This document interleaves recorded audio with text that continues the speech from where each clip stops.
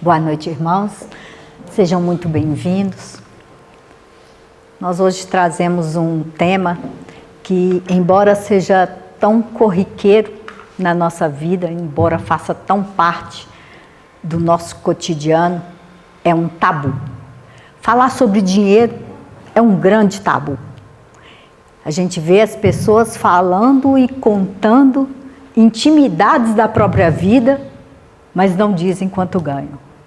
Não dizem quanto tem, não falam sobre isso. Dentro das famílias se conversa hoje, se debate tanto para se conversar até sobre sexo. Mas dinheiro ninguém fala. Como se esse fosse mais um dos assuntos proibidos. Mas enfim, eu gostaria de hoje falar sobre isso de uma forma, de um ponto de vista religioso, naturalmente dentro do que a gente acredita que seja a doutrina espírita, mas também de um ponto de vista racional.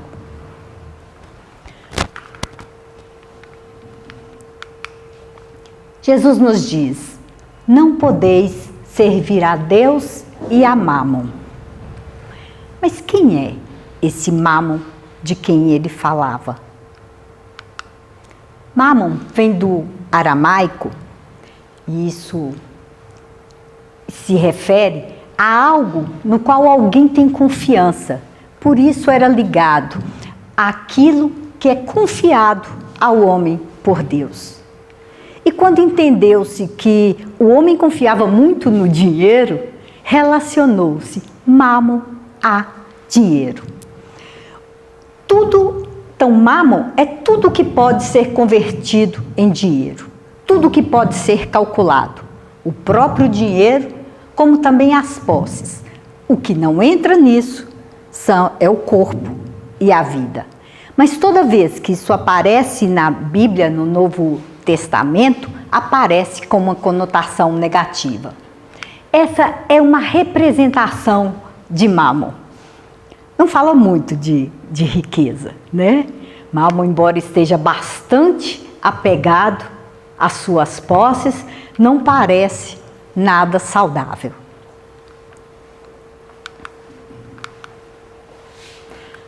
Então, talvez seja um momento de nós refletirmos nessa altura da vida. Que emoções o dinheiro desperta em você? Quando fala dinheiro, o que você sente? Como é isso para você? Quais são os comportamentos que predominam quando você se vê com dinheiro? Ou quais são os comportamentos que predominam quando você se vê sem dinheiro?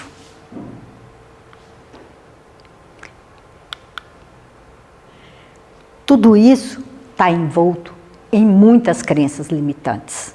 A nossa cultura está permeada de uma série de crenças que envolvem a riqueza e a pobreza. Coisas do tipo: eu não tenho dinheiro suficiente porque secretamente eu receio que não mereça. Então eu ganho, mas eu perco. Quando ganho, eu perco.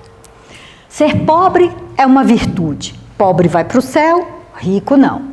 Dinheiro corrompe. A pessoa ficou daquele jeito depois que ela ganhou o dinheiro.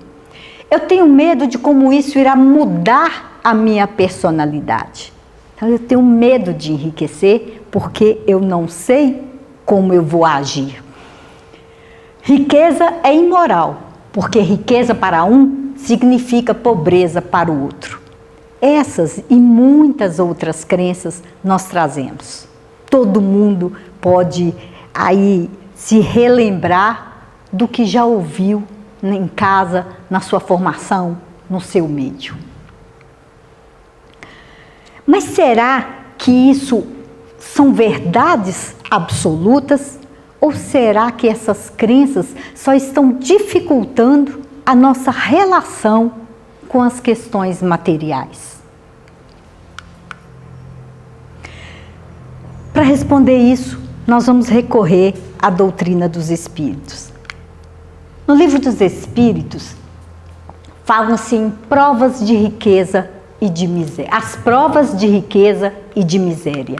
Na questão 814, Kardec pergunta: por que Deus a um concedeu as riquezas e o poder e a outros a miséria? E o Espírito responde: para experimentá-los de modos diferentes. Além disso, como sabeis, essas provas foram escolhidas pelos próprios espíritos, que nelas, entretanto, sucumbem com frequência. Observem que ele usa isso no plural para dizer que tanto a prova da riqueza como a prova da miséria.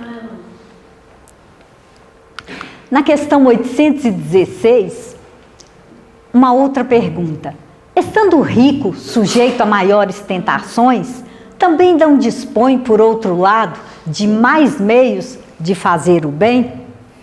Toda vez que eu leio essa resposta aqui, me dá a impressão de que esse espírito era um mineiro respondendo. Que ele dizia assim: mas é isso, moço, não estou te falando, é justamente isso. O homem torna egoísta, orgulhoso, insaciável. Com a riqueza, suas necessidades aumentam e ele nunca acha que tem o bastante. É ou não é?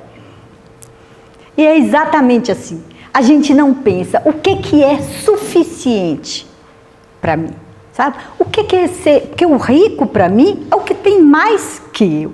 Quem é mais rico que eu, que tem mais que eu. Mas o quanto é suficiente para mim, o quanto é suficiente para o outro, que cada um saiba de si. E qual é a verdadeira propriedade? O que realmente nós detemos? No Evangelho segundo o Espiritismo, disse que o homem só possui em plena propriedade aquilo que leva deste mundo: a inteligência, o conhecimento e as qualidades morais. O que ele encontra quando chega e o que ele encontra quando parte, tudo isso, e o que ele deixa quando parte, tudo isso é só usufruto. Nada que faz parte, nada que é usável pelo corpo, vai ser de propriedade do homem. As coisas da sua propriedade fazem parte do seu espírito. E o que ele traz e o que ele leva consigo vai ser muito mais útil ao partir do que quando ele está aqui.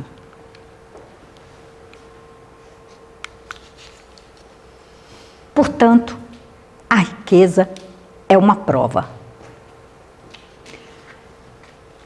É uma prova porque ela excita o orgulho, a vaidade, o egoísmo, a vida sensual. É uma prova porque é o laço mais forte que prende o homem à terra e que é capaz de desviá-lo da sua causa primeira, que é a causa espiritual. É uma prova porque quem passa da miséria à riqueza pode esquecer disso. Pode esquecer, inclusive, de quem o acompanhou nessa trajetória, de quem o ajudou e se tornar insensível, egoísta e vão. E é por causa desses arrastamentos, desses chamamentos que dá, dessas tentações que gera e dessa fascinação que exerce, que a riqueza pode se tornar um instrumento muito mais criterioso, de muito mais exigência do que a miséria. Pode ser muito mais difícil lidar com a riqueza do que lidar com a miséria. Mas nós precisamos reconsiderar que o dinheiro em si não é bom e nem é ruim. Disse até por aí, né? O dinheiro é só uma energia. Na verdade, o dinheiro é só um instrumento, é só um meio de se alcançar alguma coisa. A questão é a nossa relação com esse dinheiro. Portanto, precisamos considerar que o dinheiro não te torna alguém melhor ou pior. ele apenas revela o que predomina em sua mente. Apenas tira o véu. Ninguém se torna isto ou aquilo porque ficou rico ou ficou pobre. Você já era assim. O dinheiro não te define como pessoa, mas a forma como você lida com ele, sim.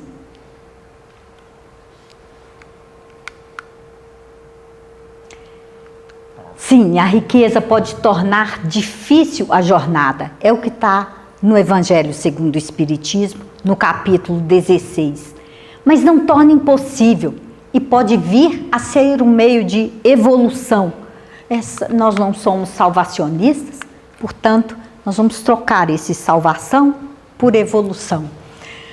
Para o que dela sabe se servir, como certos venenos podem restituir a saúde se empregados com propósito e discernimento.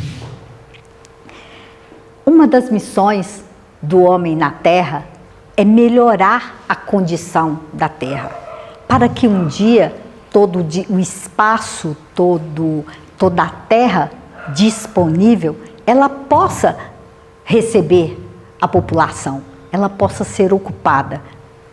E para isso, nós precisamos desenvolver materialmente. Precisa de alimentos, nós precisamos aumentar essa produção, nós precisamos que a ciência nos dê segurança, que a ciência nos dê os meios de fazer isso. Nós precisamos de um investimento em comunicação para que os povos possam se fazer esses intercâmbios comerciais, intercâmbios afetivos, todo tipo, estabelecerem as suas relações. Mas quando isso é feito de uma forma equilibrada, quando essa inteligência é posta a serviço desse trabalho, ela só vai se ampliar, ela só vai se desenvolver. E quando se faz isso, nós podemos, a princípio, atender às nossas necessidades materiais. Mas haverá um tempo em que isso será um instrumento também de progresso moral.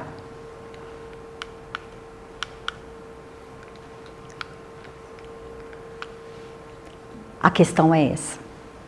A questão toda é o apego. O apego aos bens terrenos é um obstáculo à evolução. Aliás, o apego é a grande razão dos nossos sofrimentos. Não só o apego ao dinheiro. Entendo que o nosso apego ao dinheiro não tem diferença do nosso apego às pessoas, às situações, às relações. É exatamente a mesma coisa. Uma pessoa que é muito ciumenta, com certeza, ela é bastante apegada ao dinheiro. Com certeza.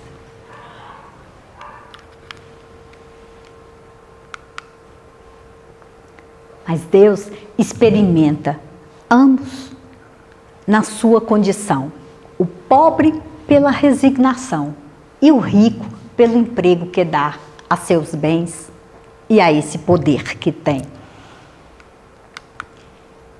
E se sabemos disso, por que ainda sofremos tanto por causa de dinheiro? O professor Mauri, que foi o fundador da Sociedade Brasileira de Estudos Espíritas, o médium que nos trouxe as mensagens dos espíritos,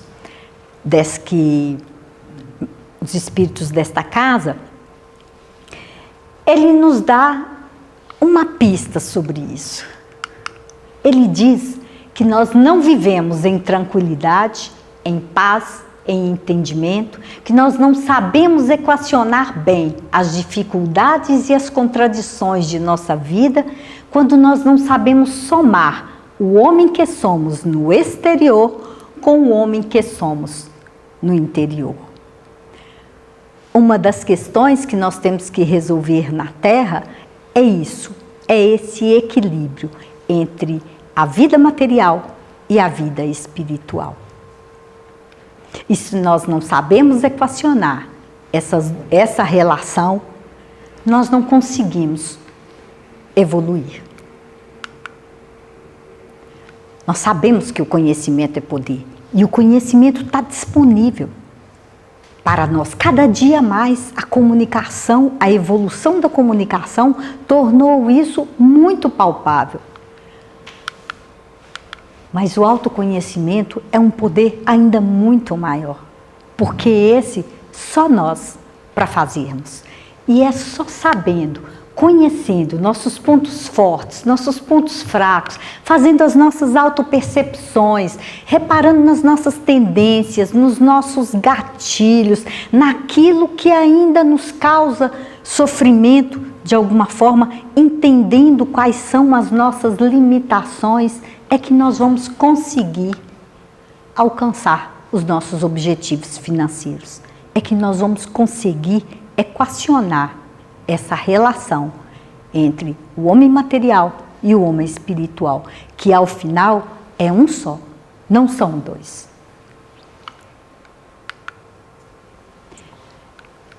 É muito complexa essa relação. A nossa relação com o dinheiro é uma relação complexa. E ela é complexa porque ela envolve muitas coisas. Envolve sonhos, envolve frustrações, envolve esperanças, envolve traumas, envolve desejos, envolve histórias de vida. Às vezes não só da nossa vida, como histórias do nosso sistema. Porque esse nosso comportamento financeiro, ele vai ser formado a partir das nossas experiências, mas não só das experiências que eu vivo, mas das experiências que a minha família me trouxe, das experiências que a minha cultura me trouxe, das experiências que o sistema me fornece. A partir dessa experiência, eu crio o meu perfil e a partir desse perfil, eu tenho um comportamento financeiro. Entender isso, ter um autoconhecimento sobre isso, saber distinguir o que é meu e o que é do outro, fazer uma racionalização em cima disso é extremamente importante. Há uma relação muito intrínseca entre esse comportamento financeiro e os traumas que nós trazemos. E esses traumas podem vir de um lugar muito distante. Podem vir lá da infância, de uma infância marcada por uma instabilidade financeira, uma criança que foi criada com os pais discutindo por causa de dinheiro, reclamando por falta de dinheiro, nessa privação, falando sempre em escassez, ela não vai ter uma boa referência financeira. Se vai ter ou não comida na mesa, se vai perder ou não um emprego, se vai ter ou não como alimentar, como educar esses filhos, tá? Isso vai ter um impacto muito grande e pode criar uma visão distorcida de si, que é um sentimento de não merecimento, uma baixa autoestima e uma autossabotagem. A baixa autoestima está profundamente ligada ao nosso comportamento financeiro. Muitas pessoas tentam compensar isso com dinheiro ou com a falta dele. Porque o trauma altera essa forma como o cérebro vai lidar com a incerteza, com o medo, com a percepção de risco. E isso vai criar cicatrizes emocionais que são profundas e que nós vamos carregar por toda a vida. E elas vão agir do nosso subconsciente de uma forma muito sutil. Tão sutil que nós podemos nem perceber.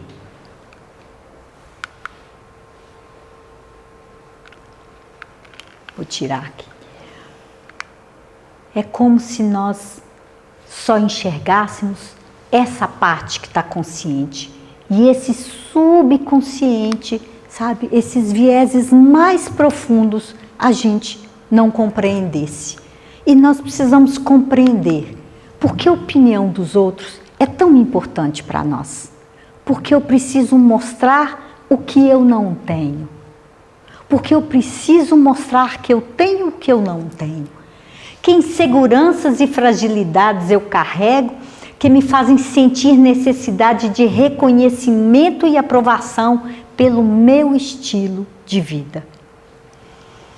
Porque, apesar de todo o conhecimento disponível e às vezes já adquirido, eu ainda tenho dificuldade em lidar com aspectos importantes da minha relação com o dinheiro, apesar de conhecer sobre economia, sobre finanças.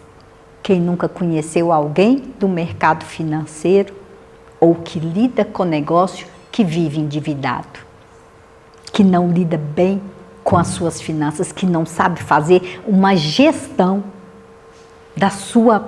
dos seus próprios recursos. Na verdade, não é sobre dinheiro. Não é assim que a banda toca. Não exatamente. Na verdade, o que nós estamos falando é sobre metas, é sobre desejos, é sobre sonhos, ou sobre a frustração deles. O que nós estamos falando é sobre distinguir entre o que é essencial e o que é evanescente. Marco, a semana passada, fez uma palestra maravilhosa sobre isso. Quem não viu, está disponível no YouTube. Não deixem de ver ou de rever, que vale muito a pena. O que é, na verdade, que importa?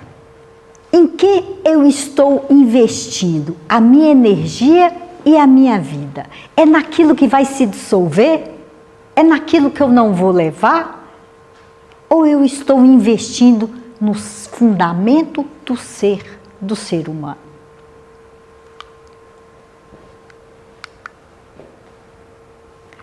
Nós poderíamos sugerir alguns pilares, alguns comportamentos para nós lidarmos com esse sucesso financeiro. E aqui nós não estamos falando necessariamente de alguma coisa que seja pessoal. Quando nós começamos a olhar isso como espírito, nós vamos entender que essa evolução é social, muito além do individual. A primeira delas, vejam, são os relacionamentos sólidos. Relacionamentos positivos e redes de apoio vão trazer muito mais felicidade e mais saúde para nós. Vão nos deixar mais tranquilos, mais equilibrados. Relacionamentos fortes vão nos ajudar nessa construção de negócios, na expansão da rede, em mais oportunidades financeiras. Num segundo momento, essa educação financeira e emocional que vai muito além dos diplomas, vai muito além dos cursos avançados, mas também aprender sobre seu negócio, sobre seu setor, sobre explorar novas ideias e fazer relações de trabalho, o chamado network. Quando você aprende sobre isso, você vai agregar muito mais valor ao seu trabalho, muito mais valor às suas habilidades e vai se tornar uma pessoa muito mais valiosa para o mundo. Todos nós temos muito valor. Só o fato de estarmos aqui já fala disso. Mas nós temos que reconhecer o nosso papel dentro dessa sociedade. É preciso ter propósito, é preciso saber onde se quer ir.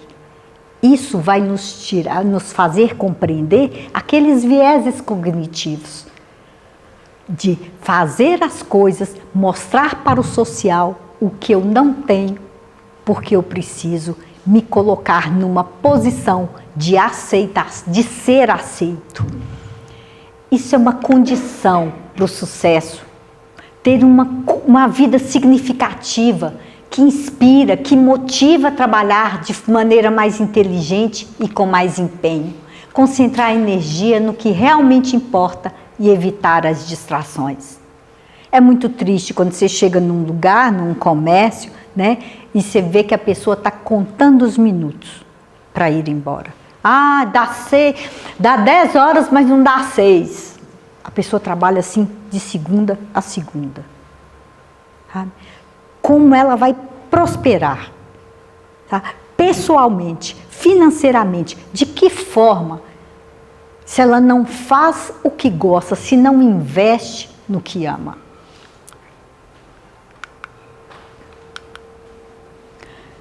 Saúde integral. Sem saúde, a gente já viu isso, né? Nós não vamos a lugar algum. Nós precisamos ter energia e a resistência necessárias para cumprir o nosso trabalho.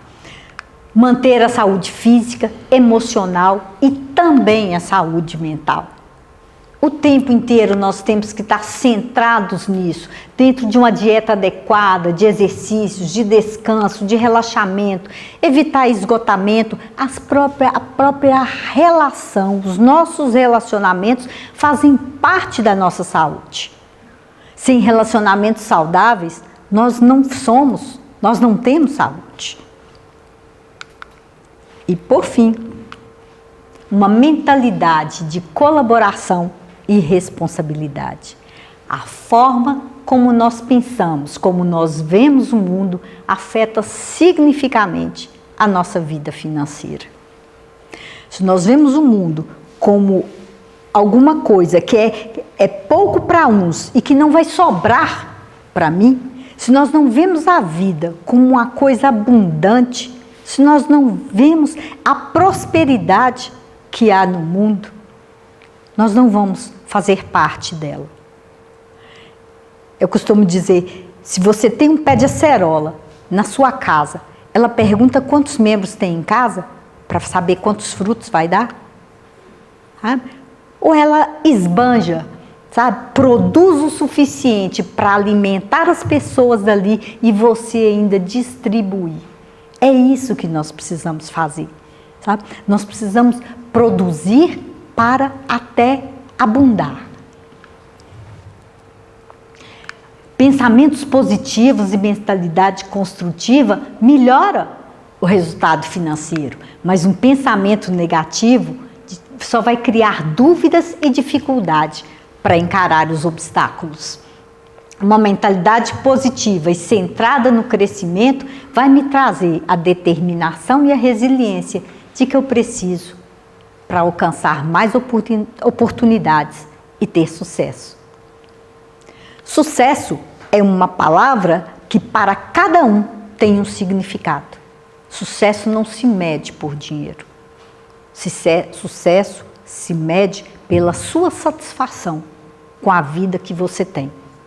Então, não entendam isso como apenas dinheiro, porque na verdade o equilíbrio é o que nós precisamos alcançar.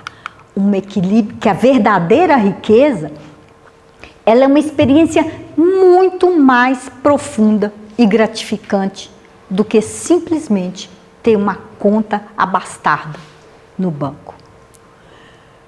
Isso inclui conexão com pessoas, experiências que trazem alegria e realização, inclui propósito, significado no trabalho, você saber o que você está fazendo, por que está fazendo, para quê e para quem está fazendo.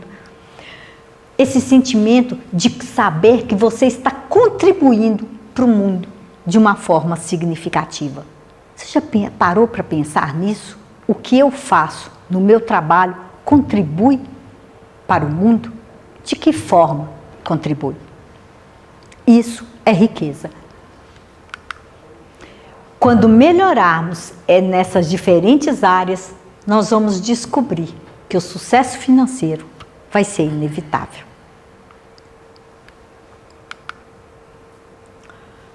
O professor Mauri nos diz, terminando, que nós temos que ter a suficiência para, em torno do nosso ser, fazer como se for um escudo, para que todas as coisas da matéria não turvem de maneira alguma a nossa consciência moral e a nossa consciência espiritual. Ele reconhece que isso é difícil. Nós temos um corpo que tem fome, que precisa de moradia, que precisa de comida, que precisa de roupa, que precisa de sapatos. Nós temos uma série de necessidades que são materiais, mas que também nós temos a consciência do efeito do nosso ser de controlar essas nossas necessidades, de controlar os nossos desejos. E nós podemos, dessa forma, nos disciplinarmos para alcançarmos essa suficiência. Lembrando que um grande instrumento de equilíbrio e de alcance dessa consciência é a prece, para nos equilibrarmos. Muito obrigada. É isso que eu gostaria de discutir com vocês.